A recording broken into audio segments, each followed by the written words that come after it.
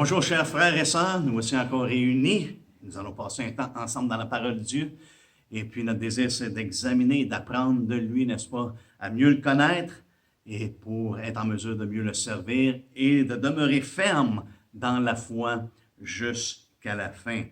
Nous avons regardé dans les dernières semaines, et en particulier la semaine passée, comment est-ce que Paul, sa demande envers Dieu était que nous recevions, qu'il nous donne, qu'on puisse recevoir un esprit de sagesse et de révélation, afin qu'on puisse connaître, n'est-ce pas, qu'on puisse connaître Dieu, qu'on avance dans la connaissance de Dieu, et afin également qu'on puisse connaître quelle est l'espérance qui s'attache à son appel et quelle est la richesse de la gloire de son héritage qu'il réserve aux saints. Et nous avons vu ensemble la bénédiction et puis les avantages et les choses qui sont à venir, qui sont là comme des sources d'incitation, des sources d'inspiration et d'encouragement dans nos vies pour nous inciter justement à persévérer et à demeurer fermes dans la foi. Maintenant, en ayant regardé ça, ça ne change pas par contre la réalité. Ça ne change pas la réalité du siècle présent. On doit marcher par révélation dans le siècle présent. Et malgré toutes les bénédictions et tout ce qui est à venir, et ce que Dieu nous promet, et ce que Dieu a préparé pour nous, toutes ces choses-là, ça ne change pas la réalité dans le siècle présent. Et on voit ici à l'exemple de Jésus dans Hébreux. Tournez avec moi dans Hébreux 12. C'est un texte qu'on fait un bout de temps qu'on regarde ça, puisqu'on regarde une si grande nuée de témoins, n'est-ce pas? Et puis au verset 2, ça nous dit, ayant les regards sur Jésus, qui suscite la foi qui l'amène à la perfection en échange ou en vue de la joie qui lui était réservée. Et on a vu ça ensemble, n'est-ce pas? L'exemple de Jésus. Il avait les yeux fixés à la bonne place. Lui qui a obtenu le salut éternel, qui allait avoir les âmes d'hommes avec lui, qui allait avoir un corps dans les cieux, n'est-ce pas? Fait d'hommes. Des membres d'âmes sauvés par l'œuvre qu'il allait accomplir à la croix. Pour cette joie-là qui lui était réservée et la gloire à laquelle il allait retourner, qu'il avait avec le Père avant de venir sur la terre.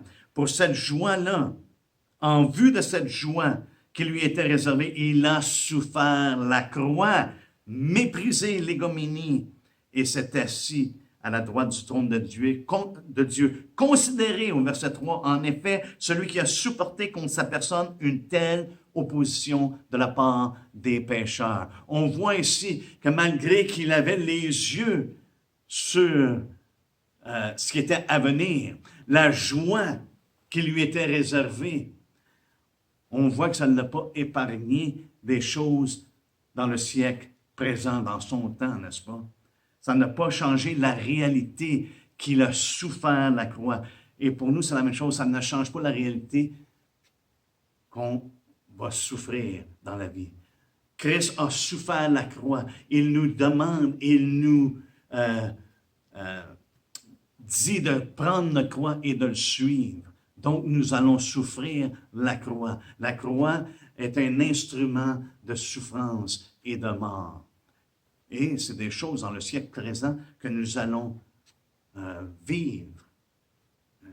C'est des choses que nous allons expérimenter. Et on l'a expérimenté d'une manière et d'une autre, mais il y a des fortes oppositions parfois qui viennent dans la vie et qui vont fort probablement venir sous peu. Mais qu'on voit à travers l'histoire, qu'on voit à travers les générations, beaucoup ont souffert, n'est-ce pas? Ont souffert, qu'on pourrait dire, la croix. Mais si regardez le type de souffrance également, le Seigneur a été méprisé. Il a fait face à la honte. Il a fait face à des outrages, à la méchanceté des hommes. Il avait un poids de haine et d'impiété et d'injustice qui a été posé sur lui. La haine des hommes, l'hostilité des hommes. Il a supporté, ça nous dit ici, supporté contre sa personne une telle opposition de la part des pécheurs.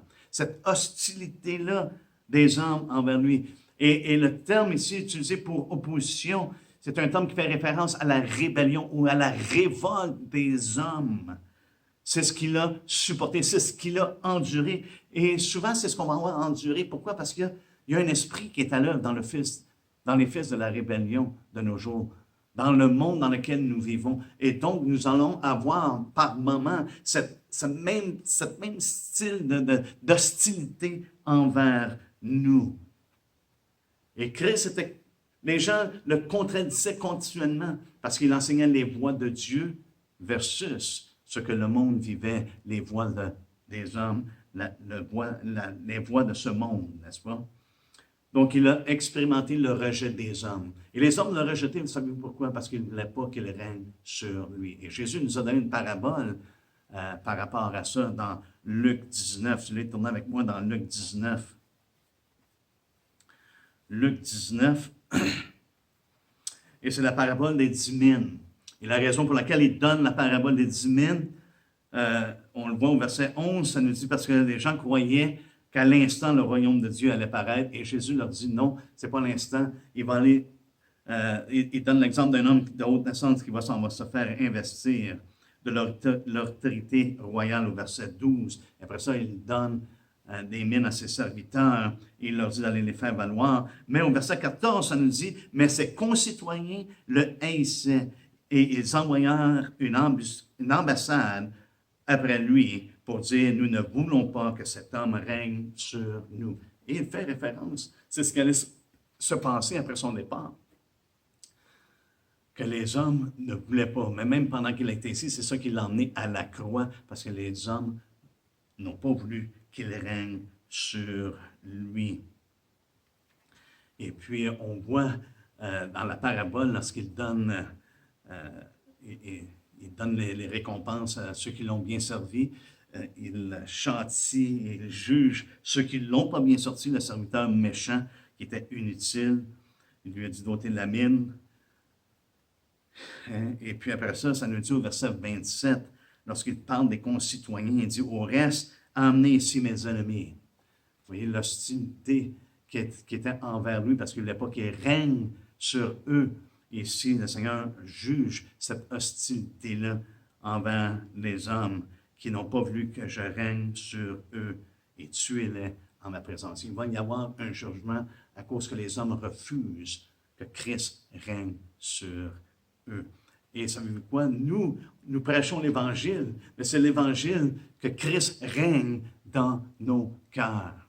Celui qui reçoit Christ le fait Seigneur, le fait maître de sa vie. Et c'est lui qui règne dans sa vie. Et ce n'est pas un évangile qui est nécessairement bien reçu de nos jours.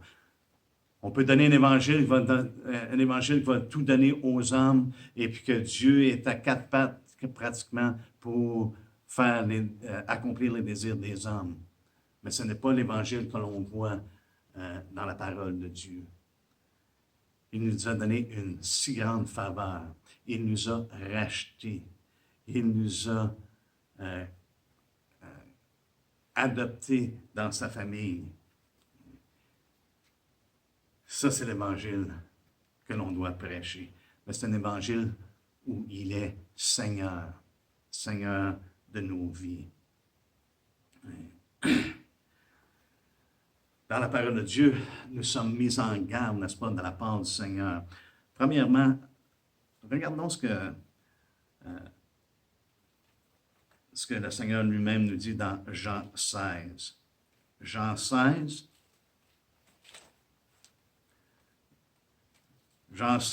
au verset 2, le Seigneur nous met en garde. Il dit au verset 2, « Ils vous excluront des synagogues, et même l'heure vient où quiconque vous fera mourir croira rendre un culte à Dieu. » Le Seigneur nous dit, il va y avoir un temps où les gens vont dire, les mettre à mort, c'est qu'on fait vraiment un service à Dieu. Il nous dit également, si on voit un petit peu auparavant dans Luc 6, le Seigneur également nous fait part qu'on doit se réjouir à travers même les troubles qu'on peut vivre. Il nous dit au verset 22 du chapitre 6, « Heureux serez-vous lorsque les hommes vous haïront lorsqu'on vous chassera, vous outrageant et vous rejettera, et qu'on rejettera votre nom comme infâme à cause du Fils de l'homme. Réjouissez-vous en ce jour-là et tressaillez d'allégresse, parce que votre récompense sera grande dans le ciel, car c'est ainsi que leur Père traitait les prophètes. Avez-vous remarqué ce que Jésus il fait ici? Il fait exactement ce qu'on a parlé dans les dernières semaines. C'est qu'il met devant eux que la récompense va être grande dans les cieux. Vous allez souffrir. Vous allez avoir des moments extrêmement même difficiles. À un tel point, les hommes vont vous haïr, vont vous chasser, ils vont vous outrager, vous rejeter. Ils vont rejeter votre nom comme étant infâme. Mais il nous dit de se réjouir. Réjouissez-vous en ce jour-là et tressaillez d'allégresse parce que votre récompense elle sera grande dans le ciel. Frères et sœurs, encore une fois, mon encouragement, c'est notre vie n'est pas pour les choses de cette terre. Notre récompense est dans le ciel. Et Jésus encourage et inspire les disciples, ses disciples, à persévérer en regardant et en réalisant que malgré les souffrances qu'ils vont avoir ici sur la terre, que la récompense va de beaucoup superséder les souffrances qu'ils auront passées à travers. Et je pense que Pierre a bien compris ce message-là. Regardez lorsqu'il parle justement dans 1er Pierre. Lorsqu'il parle de l'héritage, on a regardé ça la semaine passée, de l'espérance vivante par la résurrection de Jésus-Christ au verset 3. Au verset 4, il parle pour un héritage qui ne peut ni se corrompre, ni se souiller, ni se flétrir. Il vous est réservé dans les cieux, à vous qui, par la puissance de Dieu, êtes gardés par la foi pour le salut prêt à être révélé dans les derniers temps. Et là, au verset 6, il nous dit, c'est là ce qui fait votre joie. Oui, c'est ce qui fait notre joie. On regarde dans ces choses-là, on sait qu'est-ce qui est à venir et c'est un sujet de joie. C'est là ce qui fait votre joie. Quoique maintenant, voyez-vous, ça ne change pas la réalité que nous vivons dans le siècle présent. Quoique maintenant, puisqu'il le faut, vous soyez attristés pour un peu de temps par diverses épreuves, afin que l'épreuve de votre foi, plus précieuse que l'or périssable, qui cependant est éprouvée par le feu, ait pour résultat la louange, la gloire et l'honneur lorsque Jésus-Christ apparaîtra. Alléluia. Parce qu'on va avoir le salut de nos âmes pour le prix de notre foi. Merci Seigneur. Mais on voit ici encore une fois, c'est comme si Pierre a vraiment bien entendu ce que Jésus disait.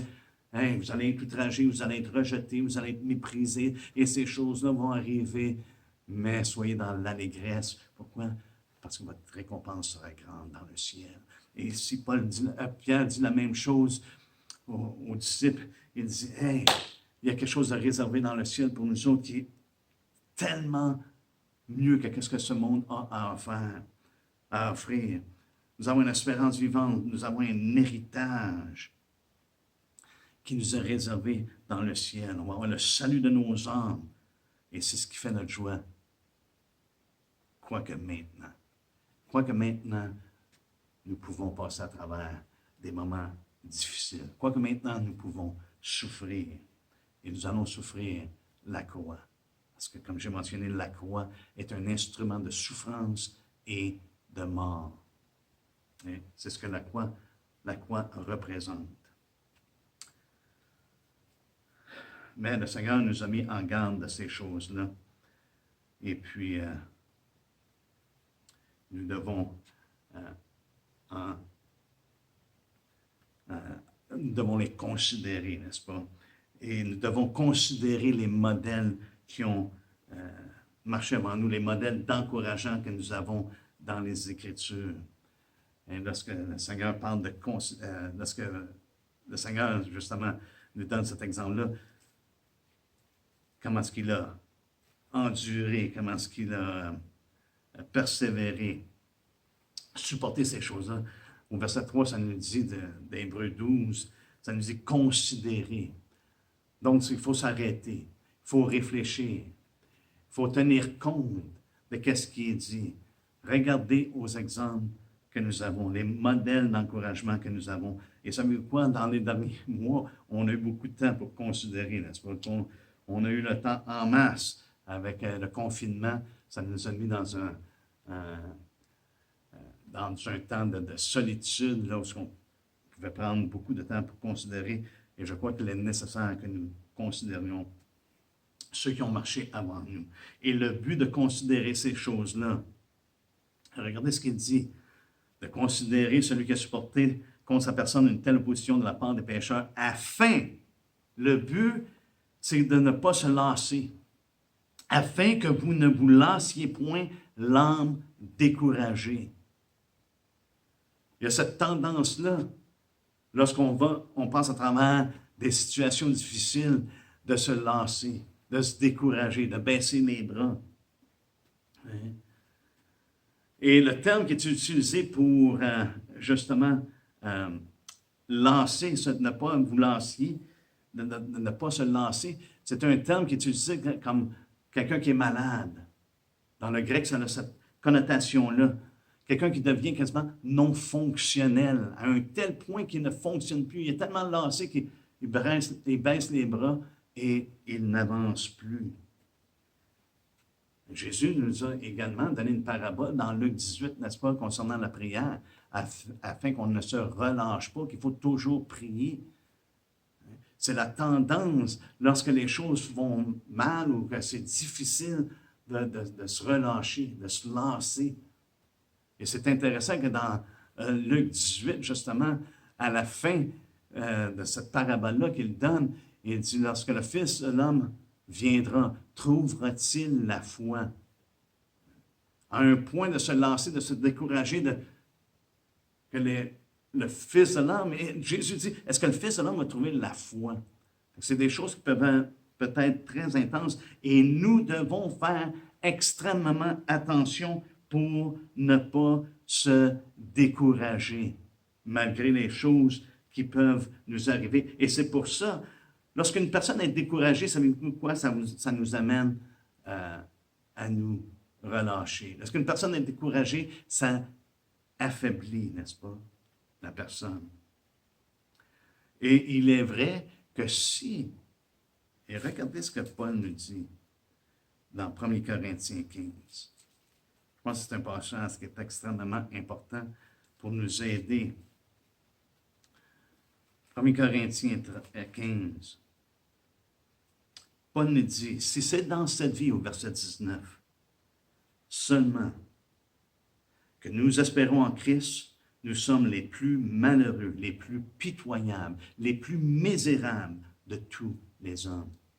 Si c'est dans cette vie seulement que nous espérons en Christ. Mais il dit au verset 20, mais maintenant Christ est ressuscité des morts. Alléluia. Voyez-vous, l'espérance vivante, c'est ce qui nous permet d'aller de l'avant, c'est ce qui nous permet et nous inspire de continuer. Christ est ressuscité des morts. C'est notre espérance. C'est les choses à venir parce que nous allons également ressusciter parce que le Seigneur lui-même l'a dit au dernier jour qu'il allait nous ressusciter. Et Paul en parle. Il dit comme en Adam, tout le monde est mort, tous revivront en Christ.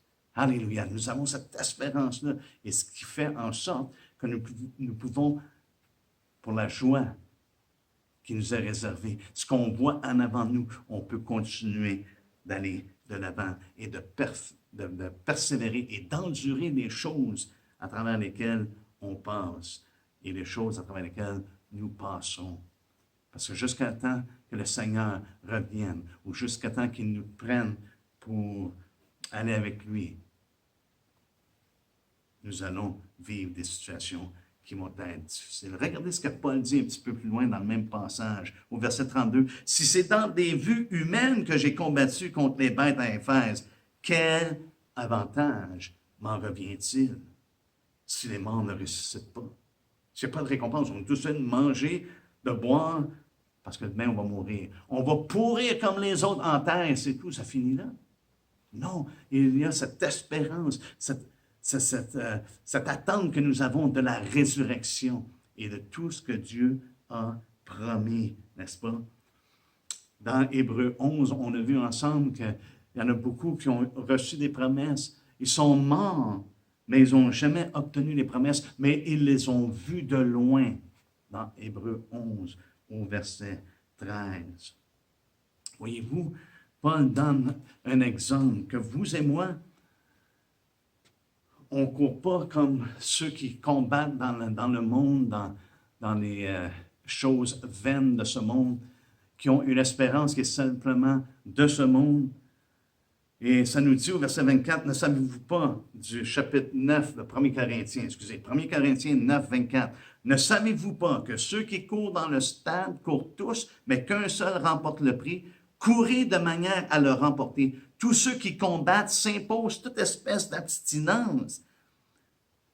Autrement dit, ils se font souffrir eux-mêmes pour obtenir leur but.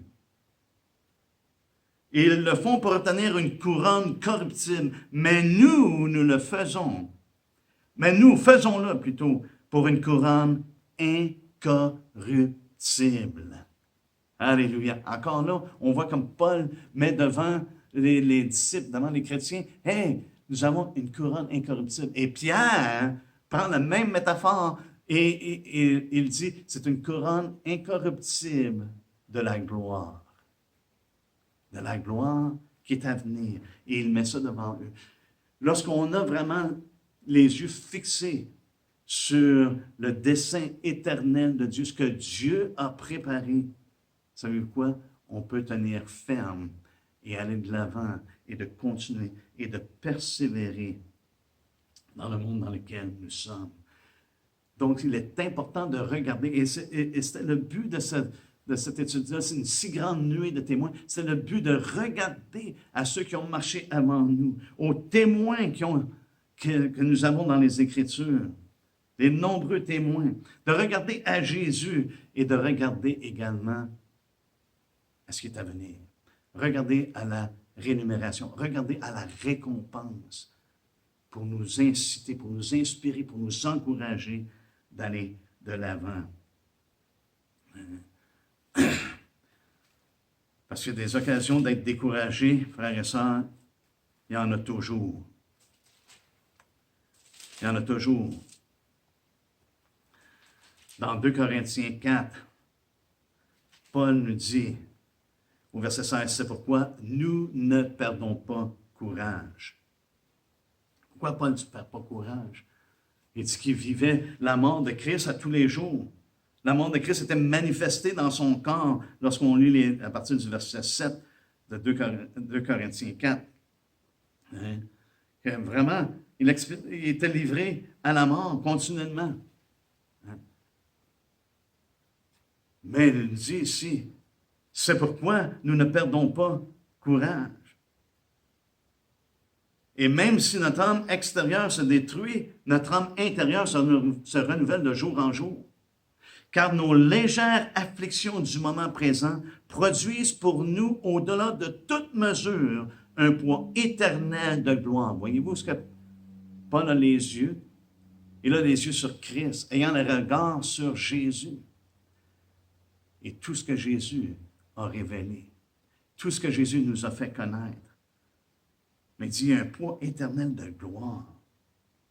Parce que nous regardons non point aux choses visibles, les choses de ce monde, les choses qui nous entourent, mais à celles qui sont invisibles. Car les choses visibles sont passagères. Ce monde passe et tout ce qu'il y a dedans va passer. Même Pierre nous dit que tout va brûler.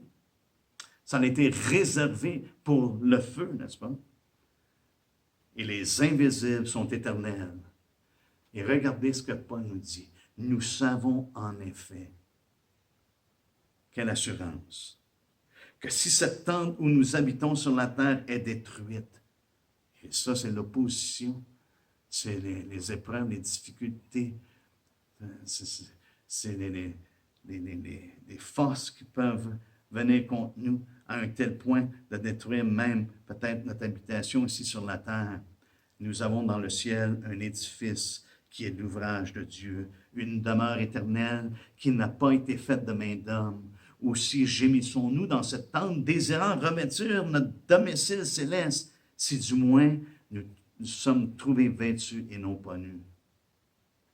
Car tandis que nous sommes dans cette tente, nous gémissons accablés parce que nous voulons non pas nous dépouiller, mais nous revêtir, afin que ce qui est mortel soit englouti par la vie. Alléluia. Alléluia. C'est ce que Paul avait devant lui, le désir d'être avec Christ. Autant, oui, on fait face à la mort, dans le corps continuellement, mais il y a cette récompense-là dont Christ nous fait part, de qu'est-ce qui est à venir, qui fait en sorte qu'on ne se décourage pas, on ne se lasse pas, on ne baisse pas les bras, mais on continue d'aller de l'avant. Parce que qu'est-ce qui est à venir est tellement supérieur en grandeur qu'il n'y a pas de mots pour les décrire.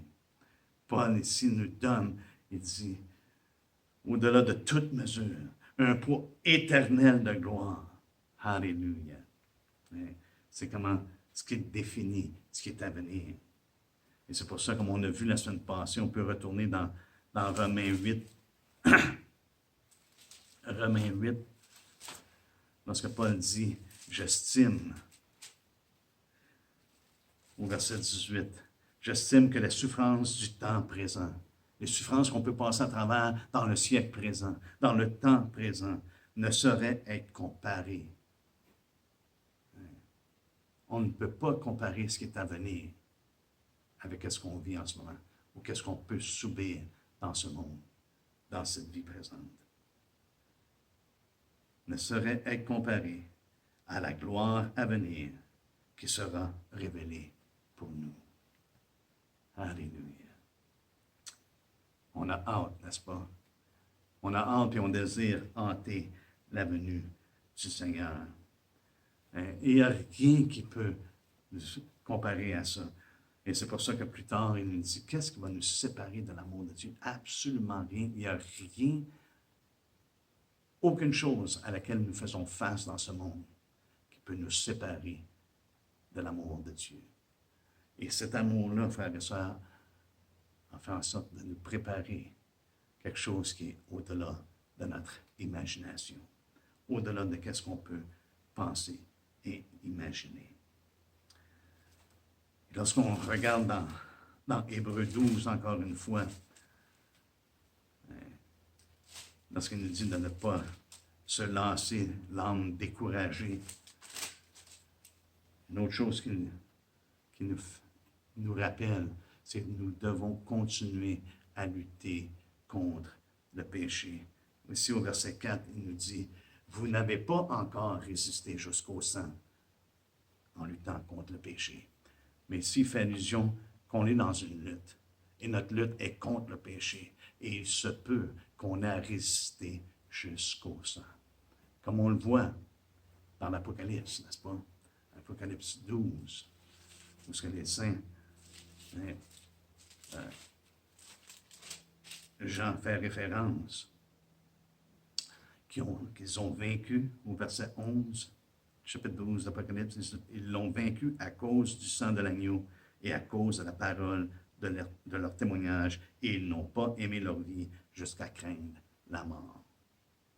Et ça, pour moi, c'est de résister jusqu'au sang contre le péché et contre celui qui incite au péché, qui tente au péché, comme c'est le cas du diable.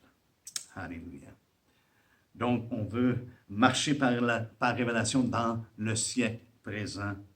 On doit toujours garder devant nous ce que le Seigneur a promis, mais ça ne change pas la réalité que dans notre marche de tous les jours, nous allons faire face à la souffrance, nous allons faire face à de l'opposition, à de la haine, et ces choses-là, ça fait partie de la carrière à laquelle nous sommes appelés. Parce que nous marchons à la suite de Christ, puisqu'ils l'ont rejeté, ils vont également rejeter ceux qui lui appartiennent. Mais Gardons les yeux, les regards sur Jésus et continuons d'avancer. Ça nous dit, dans ce même chapitre, dans Hébreux 12, que maintenant il est assis à la droite de Dieu. Il est assis à la droite de Dieu. Merci Seigneur. Et c'est lui qui règne. Les hommes ne voulaient pas qu'il règne sur lui, mais il est à la droite de Dieu et c'est lui qui règne. Et un jour, toutes langues vont confesser et tous genoux vont fléchir. Alléluia. Soyez bénis, frères et sœurs, et puis au plaisir de se revoir un petit peu plus tard.